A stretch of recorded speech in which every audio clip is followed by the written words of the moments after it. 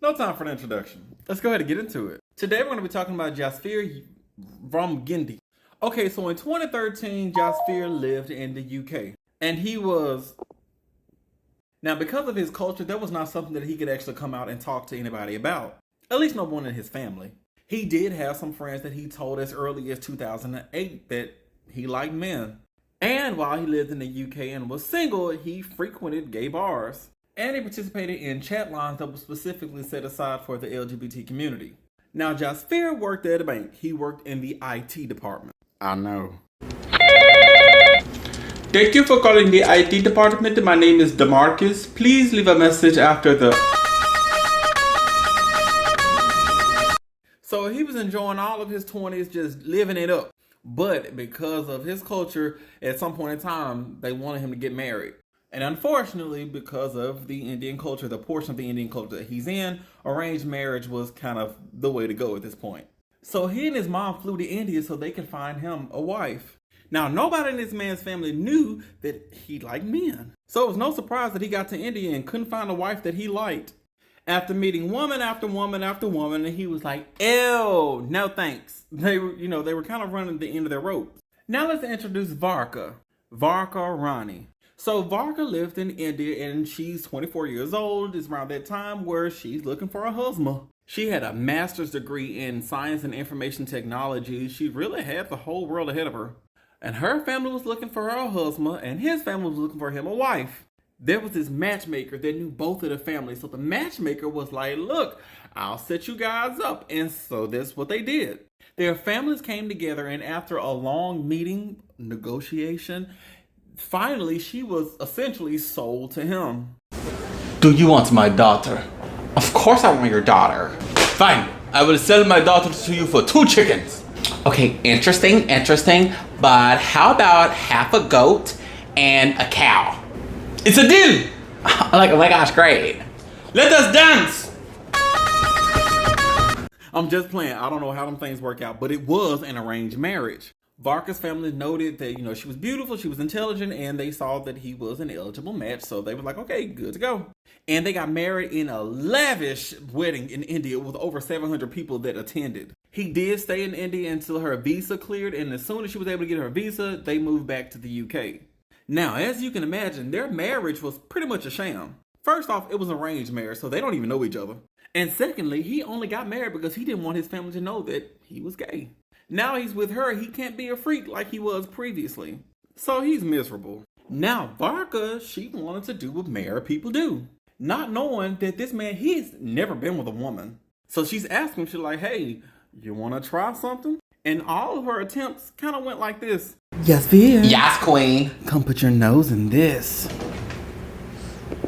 Ew, it looks like salami and it smells like fish. I'm good, thanks. Like, I totally get it. But the way my nails and cuticles look right now, I can't go anywhere near that.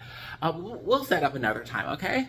And she was sick of it. All she wanted was a little peen. So now they only been married for like a month, like very short. It's not been a long time. She's had her suspicions about everything, but she's moving along. Now one day while she's cleaning up, she comes across something that lets her know what the deal is. I can imagine it went a little something like this.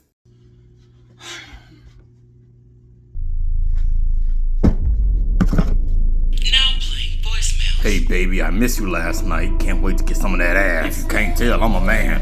And so is your husband. Ew, it looks like salami and it smells like fish. Oh my god, I definitely do not like vagina. In Egypt, your husband is gay. Oh, Mickey is so fun. Damn.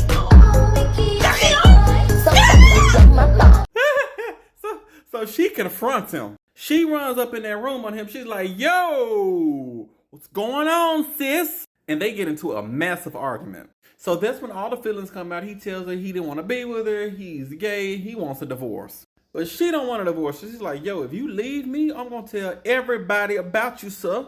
And it was then that he loses his temper. Okay, so from this point, he grabs a metal bar from a vacuum. I'm assuming the metal hose. He grabs that. He, attacks her with it, places the bar on her neck, gets on top of her, and pushes all his weight against it. Until she, Once she was no longer alive, he started moving on with his plan. Now, where they live at this apartment complex, they have an incinerator that is for everyone to use. You get where I'm going, right? Yeah, he puts her in the incinerator. So very soon, we got barbecue vodka in the incinerator. And everybody is smelling it.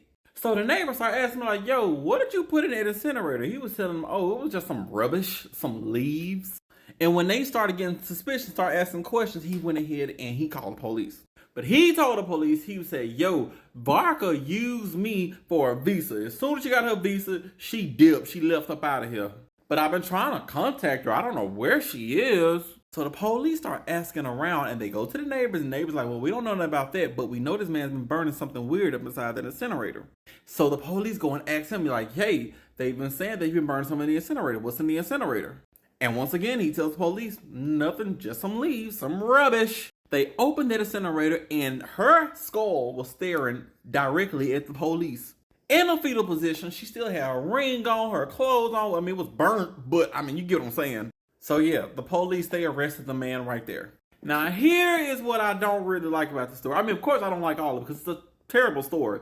But them wig-wearing judges over there in the UK, they gave him life, but with a minimum of 21 years. And plus, I heard someone say that people never stay in prison for life over there in the UK. I don't know how true that is, but I ain't like it, not one little bit. Rest in peace to Varka. Oh wow, he's really gonna be living that life in prison, huh? Yeah, that's crazy, right?